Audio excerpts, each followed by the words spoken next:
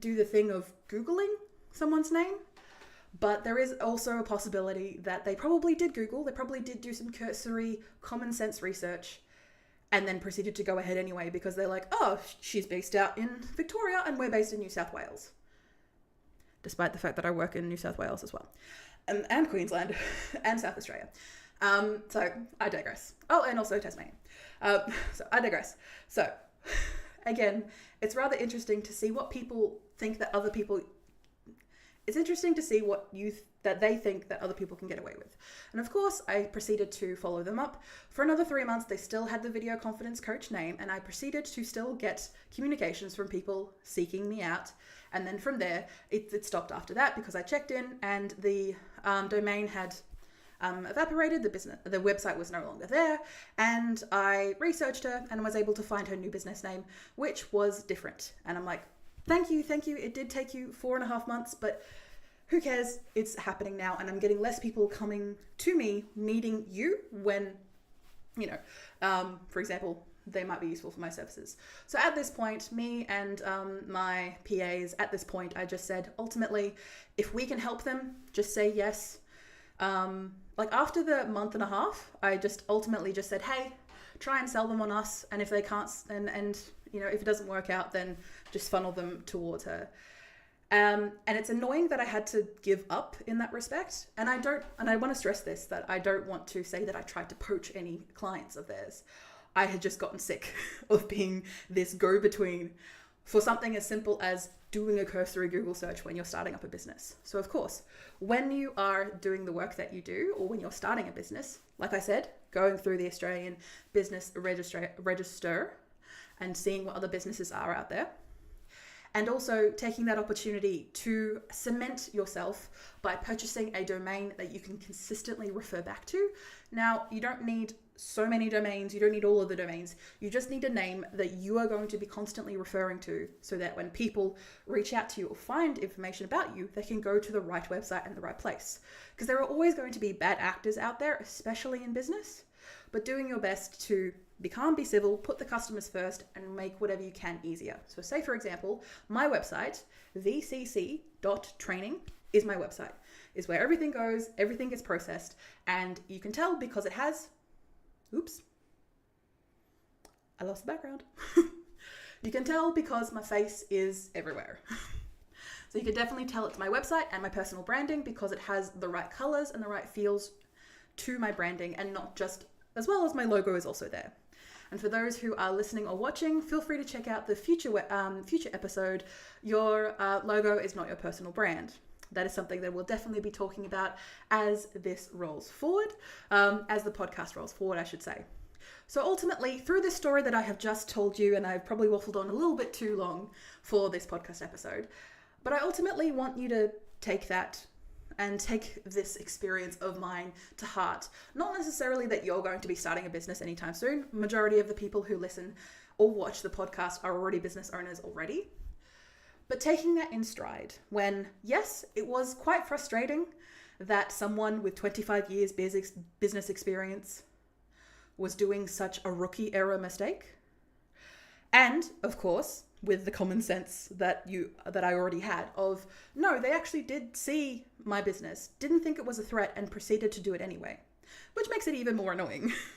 But of course, I did my best to reach out, to communicate, to be civil, and putting the customer first, like making sure that the customers' and clients' needs were met first before my own. Of course, there's plenty of red flags running in the background, but when it comes to situations like that, when it comes to any emotional situations like that, especially when it comes to business, I do recommend putting your customers first when, and if you've got the time and breath to be able to think about that, of course, because sometimes you just react from the cuff and from the gut, and that's not always going to work for you sometimes, but that is okay. Doing your best to put the customer first in all instances of the business and the transactions that you do, like communication that you do, I should say, is going to reflect better for you in the outset than anything else that you do in your business. So of course, as I mentioned, making sure that, for example, if you come across the situation yourself and you've got someone who is operating a website or is operating a social media page that is definitely not you, and say, for example, there could be other business names internationally. For example, there was someone who was based in the UK who had a very similar name to me. But again, we were very different people, and you could definitely see that in the branding and definitely see that in the messages and the audience that we tried to target. So it was perfectly fine. And again, I think honestly, I've only had 1 or 2 people reach out for them. And of course, I just do my best to funnel them to them. And yeah, again, being civil and being polite. But of course, the names are similar, but not entirely close. So, but when it comes to your personal brand and the work that you're doing, of course, making sure that everything is consistent and making sure that you're showing a united front. So when people come to a social media page and then go to your website, the branding is the same, the faces are the same, and ultimately the wording is still the same, mainly for SEO, search and capability. But when you are working on your personal brand, trying to keeping everything cohesive is the best step forward. Because a story like that, like I said, yes, there are going to be bad actors out in their world. And yes, it is a little bit annoying where you're trying to do your best for these people that you have never met. And they proceed to walk all over that goodwill. But that is okay. And I hope that their business is thriving and doing the best that they can from now on. With the knowledge that you need to Google people before you do your business. Or, check out the Australian Business Register or the ABN, the Australian Business Number, to get an idea of what other people are in the sphere and who also have the same name as you. And one thing that I will touch on to the end of this podcast episode, be careful about venting to strangers online without support, without human support. What I mean by that is be careful about venting maybe any emotional frustrations that you have in a public setting. Yes, there were situations, so say for example, this particular story did get me riled up a little bit, mainly because I was having to do the admin. That was the part that was annoying me. Not like, that she'd, taken my business name. Sure, it wasn't great that she had started a business with using the name that I had already registered, that I had already bought, that I had already had like websites for, that I had already established myself 4 years before she had done that, but she had done Facebook ads. And it was like, okay, you have a team behind you, but your team didn't advise you to start a website. Your team didn't advise you to have a cohesive branding strategy. Your team didn't do a cursory Google search. Right. Cool. And when venting to people, that's why I like to do it in person, especially with trusted business owners that I have in my, my groups and my associations and stuff like that, is because it is okay to vent. It is okay to feel angry about a situation, especially one that you don't have full control over. But making sure that you vent that frustration out with someone who is understanding and sympathetic. And then when it comes to the actual object or focus of that anger, making sure that, again, you put those customers first, that you put those clients first. Hey, I'm reaching out because I'm getting people wanting to contact you, but they're coming across me because I'm a more established business. Can you please change your business name because you have no leg to stand on legally? That was the niceness. Obviously, there was a little bit of anger in there, but that was a nice way of putting things. So when working on your business name, making sure that you do, and when I say common sense research, I mean just simply Googling in the business name that you're coming across. And if in the country that you're working with, if you're planning to just work nationally, then awesome, work with what you've got. If you're planning to be international, then making sure that you check out other options out there. Because again, there are so many people in the world. Some people are going to have the same idea for a business name, or they're going to slightly change it or tweak it for the spelling of their particular country, for example. And that's okay. Again, your branding should stand out. Your domain should stand out. The work that you're doing behind a business is not just the business name idea.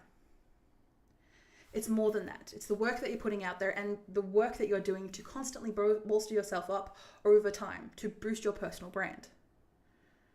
So it doesn't matter if they have the same name as you, just making sure that you're able to differentiate yourself.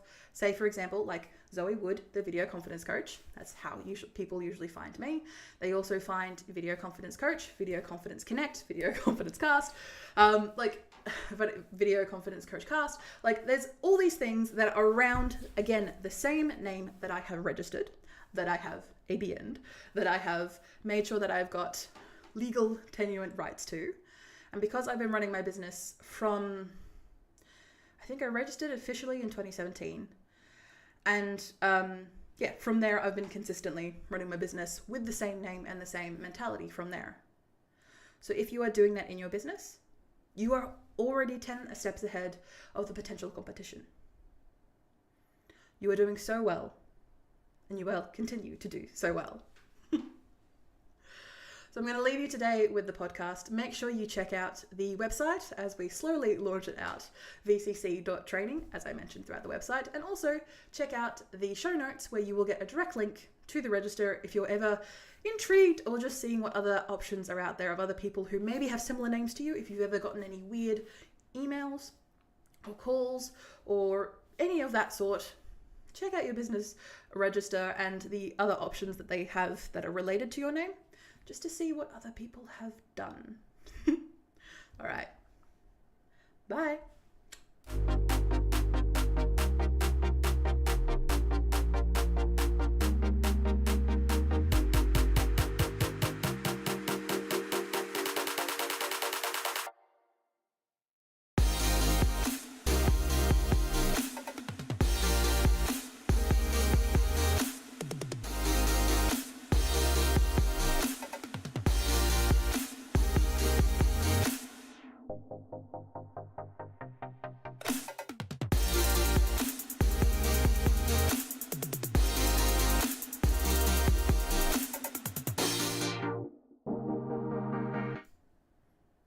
Your logo is not your personal brand. What do I mean by this? And what else is there in a brand other than your logo?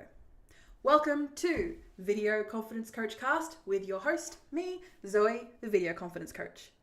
We are going to discuss a question that I do get a lot in the personal branding space that I'm in. For people who are not necessarily new to business and branding, but for people who are new to the personal branding space.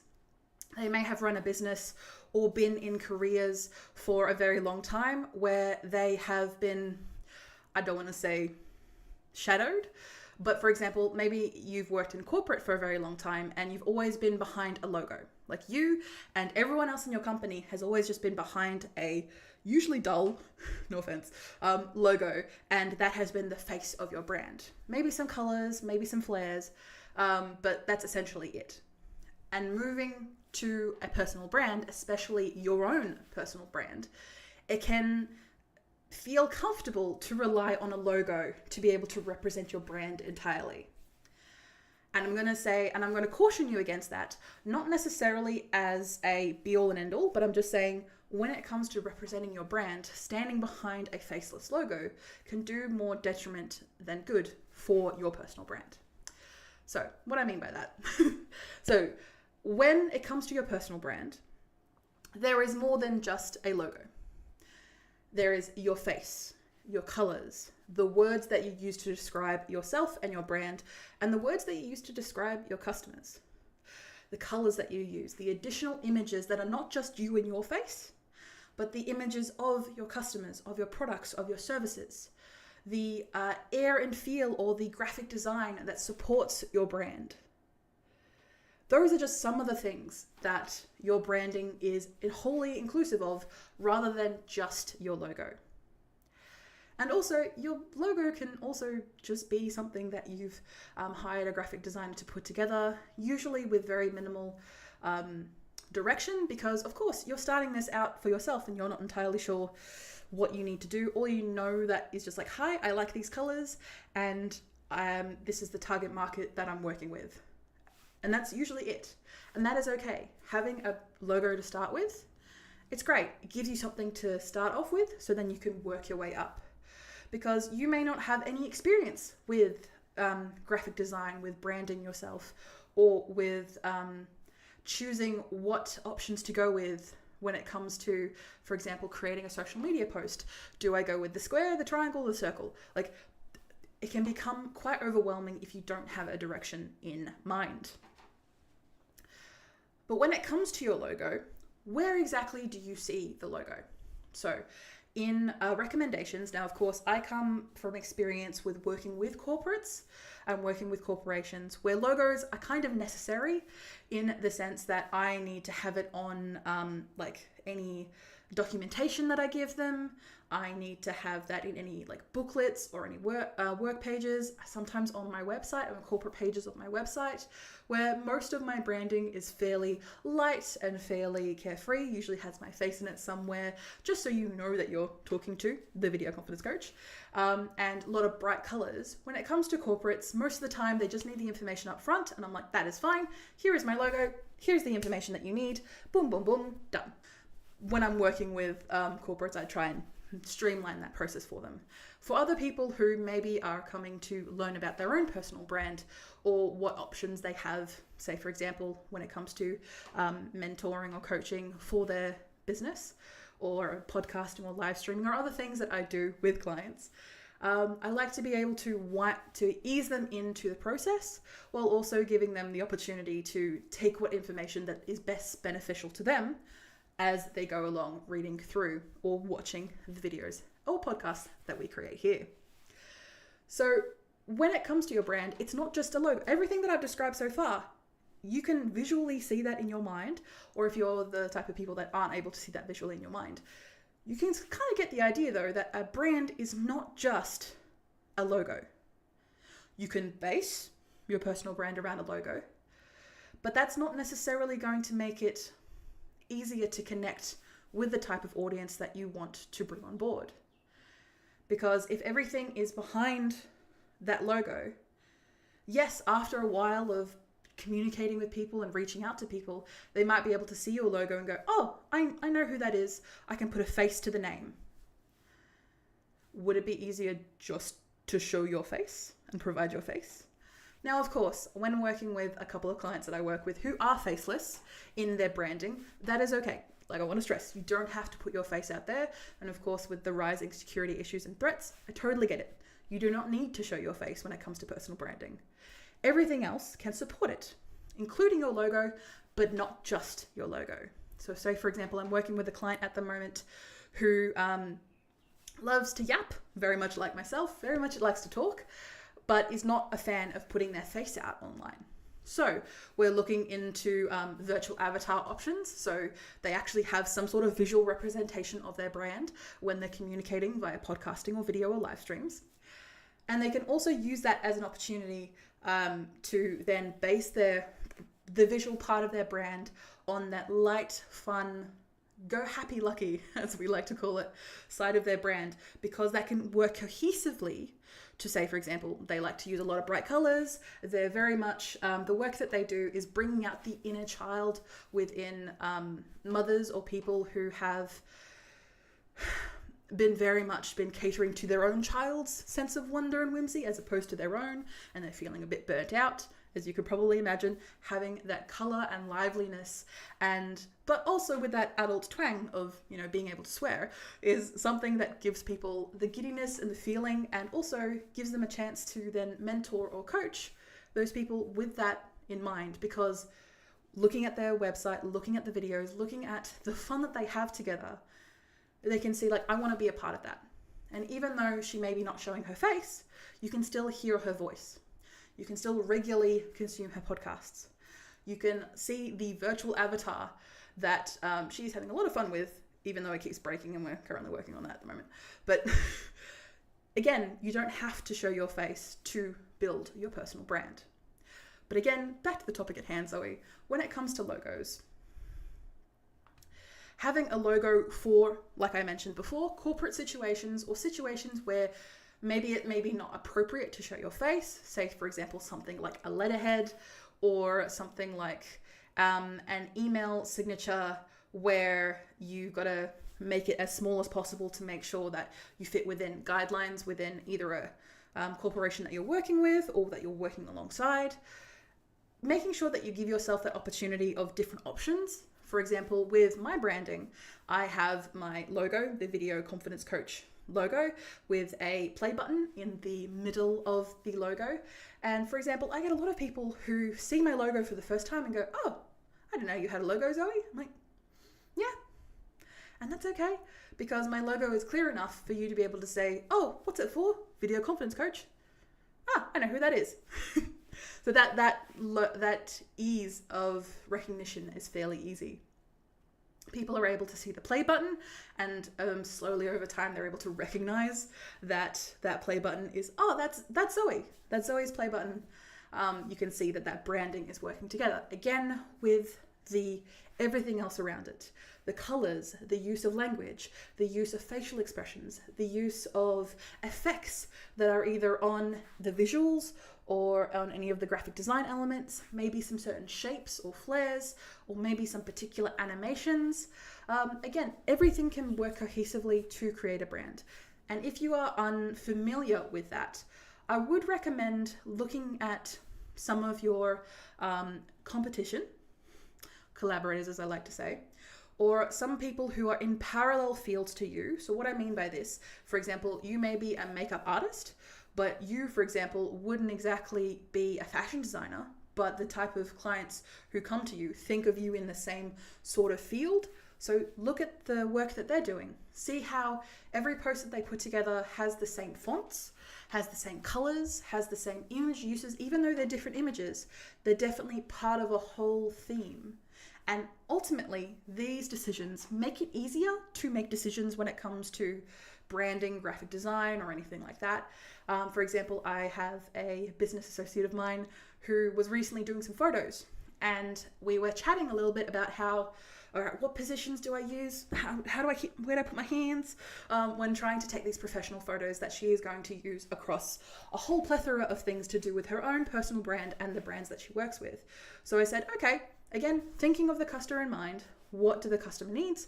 The customer wants to be able to see your face cleanly, possibly see a smile to know that they're welcoming and you are welcoming them into the work that you're doing, and to have both a fun, possibly have photos of you laughing, as well as photos of you like showcasing presentations and other things like that, as well as being able to sit there calmly and not cool pretty, but like with a straight back and presenting and leaning forward a little bit.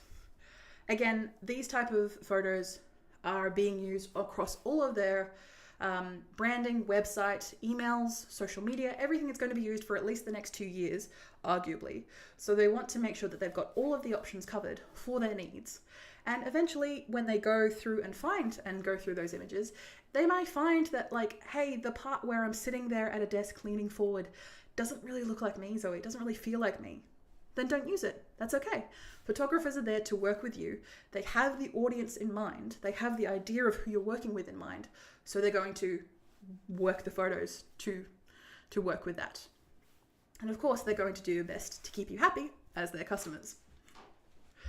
So again, when it comes to the work that you do and the branding that you have, being able to showcase this not just in your logo, and again, your logo can be quite boring, can be quite plain. Arguably, I get a lot of people saying, Zoe, your logo is quite plain. I'm like, that's fine, because it's there to do a job, and it's there to be able to clearly read Video Confidence Coach, maybe with my little logo of that play button in the corner. So then I can use that in other areas of my website. Again, my face and my branding and the energy that I want to bring to my graphical elements, most of the time, does the job. I do use the logo as a way of just making sure that everything is consistent. But again, I don't always use it, and that is okay, because people usually find Video Confidence Coach and where that is useful for them. But again, making sure that your customer is what's in mind. Do you work with a lot of corporates? Do you work with a lot of C-suite or a lot of no nonsense, hey, I'm just here to get the information I need and get the hell out? So utilizing a letterhead logo information on one A4 page. So you can either print it, email it to them, send it to them, whatever. And if that's what you need, then have a logo. Do not neglect other aspects of your personal brand. But when it comes to the first steps, getting that logo done is something that you can do relatively easily, relatively straightforwardly, and if necessary, create it in Canva for free. I don't usually recommend it, mainly because a graphic designer brings a lot of wealth and knowledge to a project. And if a logo, like I said, if you are working with corporates and people are going to see the logo a lot more before they see you, then investing in your logo makes sense. Again, it's not the be all and end all. I want to stress that. Just because you've done one thing does not mean you don't have to do everything else. But the logo is not necessarily going to represent your whole personal brand. It's just going to be the first step for you, especially when working with corporates. When working with, say, other small business owners or working with the public, then utilizing your face and utilizing, for example, a set of colors or maybe a couple of shapes, something simple and easy for you to do, then that's going to be a lot easier. I'm going to stress that now. It's going to be a lot easier for you to be able to do that because you don't have to think about, okay, I have to think about what like images I'm using, and I have to think about exactly like what like Photoshop files or filters I'm using. Like, don't overcomplicate it for yourself. Being able to have that vision in mind of, okay, this is how I want myself to come across to an audience, then use the same photo of you. Sometimes I have had people mention that they can get bored of their own photos, and that's okay. It's not for you. It's for your customer, and especially new ones that come across you. Another element that I come across with branding that a lot of people usually forget is the use of music. Music that you have access to. Now, I do recommend using royalty-free libraries. Royalty-free is essentially music that is available for you to use in a commercial capacity, so for your business or your personal brand, that will not incur a copyright strike, will not, you won't put up a video that you worked really hard on and it's got 2 seconds of a Bruno Mars song and your entire video is put, or they run ads to it, like way too many ads, arguably, to the point where your video is almost unwatchable. So, of course, a lot of these people who own the rights to these songs will not let you use it willy-nilly.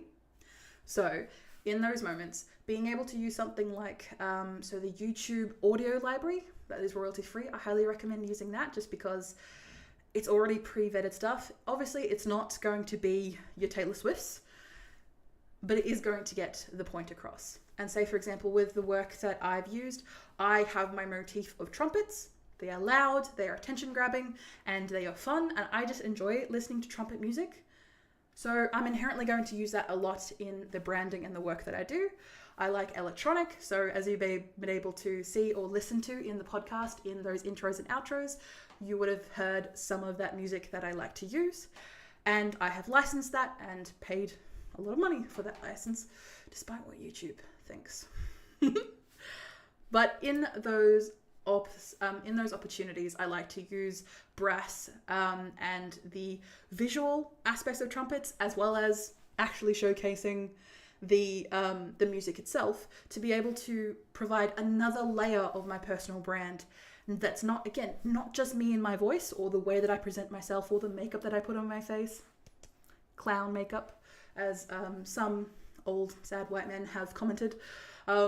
I like to do that. I like to have fun. I like people to be able to watch my face and go, wow, there's a lot there. Welcome to my life.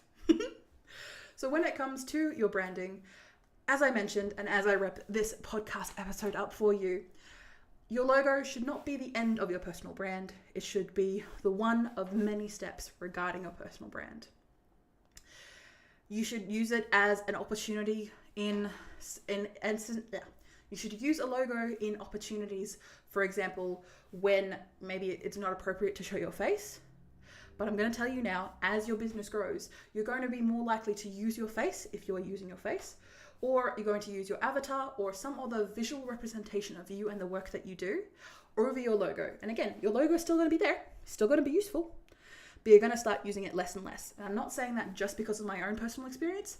I've seen this a lot with other clients that I've worked with on their personal branding journeys, that they start off very much holding on to their logos for dear life.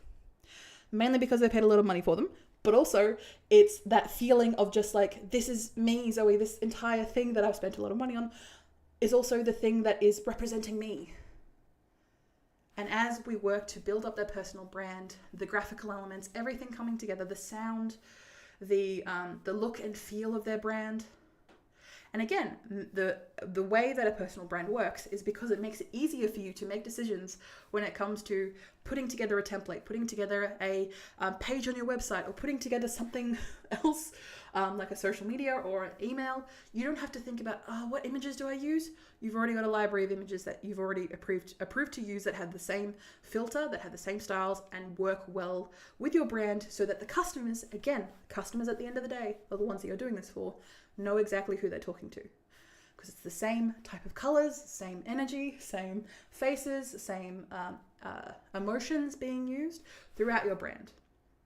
And of course, this all happens consistently. You have to consistently use this. Of course, like very much like myself and with customers that I work with, we like to experiment. We like to try things out, and that is okay. Just be prepared that you may not get full support from your audience, especially one that you've been growing with for a long time, because they're like, ooh, this is new, this is interesting, I'm scared. Don't worry, it's okay. We're trialing and testing things out. It's not the end of the world. So back yourself up in that respect, but it's okay to keep a consistent look and feel when it comes to the work that you do. And this use of your logo or branching out beyond your logo is also very useful in old methods of advertising as well, is my last note here. Is I worked with a client a couple of years ago who was doing a lot of billboards and a lot of really big honking billboards that are on the sides of the roads. And people were able to consistently notice that it was him, not because of the logo that was in the bottom left-hand corner, despite the fact that everyone could see the logo. People were remembering his face. People were remembering the colors that he used. People were remembering, he also had like wacky facial expressions as well. That's what people remembered. And especially on billboards, when you only have like, I think some sort of statistic said you only had like less than a second to be able to get people to recognize what's going on. That is very useful to build up your personal brand. He brought more people into the store because people were able to recognize his consistent personal brand, and people were able to clearly see. So say, for example, one that states off the top of my head is he had a very bright, I think it was either an orange or not a yellow. That's another Australian thing you don't need to worry about. It was a very bright background. You would have him, he was dressed up in a butler suit, and he had a cloche that he had above his head, and he had a platter that had the words, had some sort of word that he was pushing at the time that people automatically saw, and people then Googled that word, and then his face showed up. Like, he was one of the first like top 5 results. People clicked his face, and then immediately he got a lot more tangible people coming to his business because he could actually track that and see that. Now, of course, billboards are definitely growing up again in popularity. A lot of old forms of advertising are definitely making a comeback, and that is awesome and good to see. I'm going to say that. There's a reason why it worked then. The only problem is now is that obviously we are very much overrun with advertising, because of course we are. And when it comes to your personal branding, it's not necessarily all the time. You are allowed to take your feet off the accelerator for a second. But when people find you, if they're able to see a consistency in the visuals that you use, in the sound that you use, in the words that you say, they are more likely to trust you and inherently buy from you. Because that's all that we're doing here, is to build up trust so people can buy from you. And hopefully, I thank you so much for listening to me and building trust with me, hopefully, as I've been ranting throughout this podcast episode today. If you are interested in having a chat with me or picking my brain, you can also book in those sessions with me, either mentoring or coaching, at vcc.training. You can find more information on the homepage as I'm building it right now. I look forward to seeing, hopefully, you there and building your personal brand with me, Zoe the Video Confidence Coach. Enjoy the rest of your week.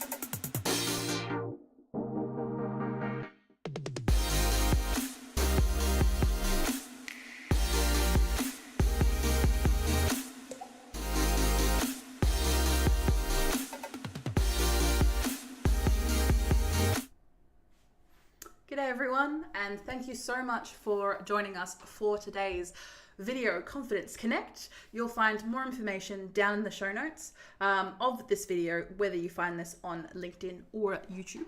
And you'll find more information on that webpage about the information from today's live stream, as well as information regarding about all the offers that we provide, as well as, again, link to that Australian business registration page.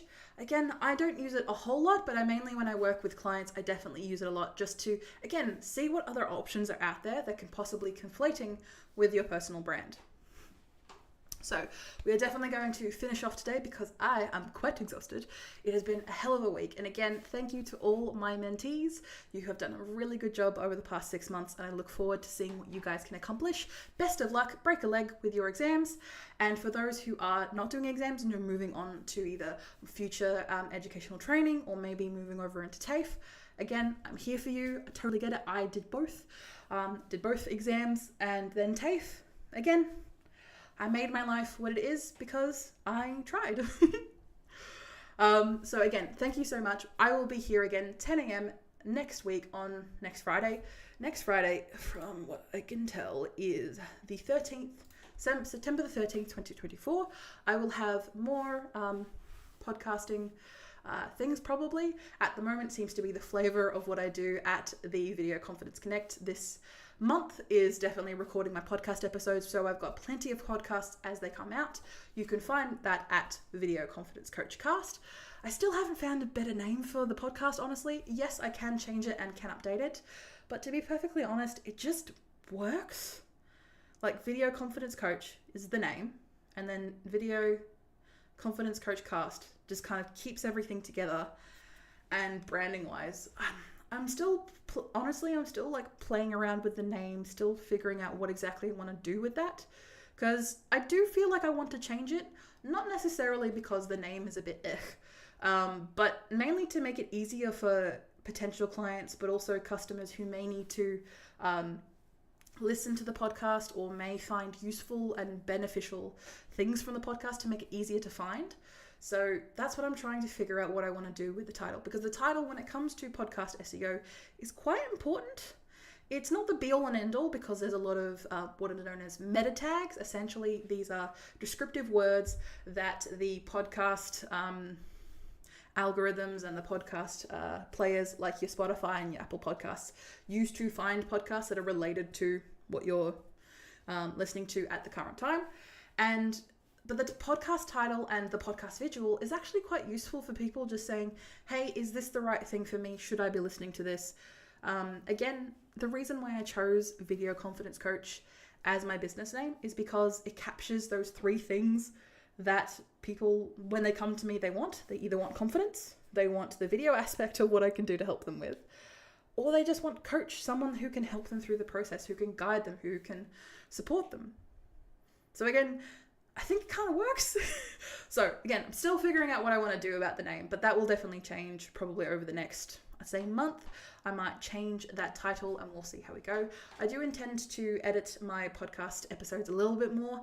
Honestly, over these past couple of weeks, I've just been focusing on client work while also trying to build this consistent method of marketing myself, because as many other people who are in the same position as me, or when you're building a personal brand, you have a tendency of working in your business as opposed to on your business.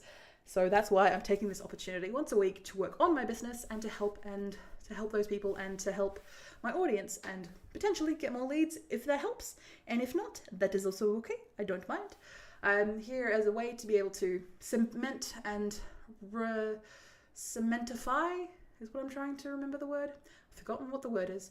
To be able to cement the work that I do in a consistent format, which again I use in Livestream, which you're watching now, or if you're watching on the replay, feel free to comment. I'm also using this in podcasting. I'm using this in social media. I'm using this in a whole factor of other different things, and it allows me to focus on delivering value while also being able to work on the client work that makes me money. So I'm going to leave you guys off today. I'm going to finish it off and wish you all the best with the rest of your week. Even though it is Friday, next week's the whole thing. Best of luck. Bye.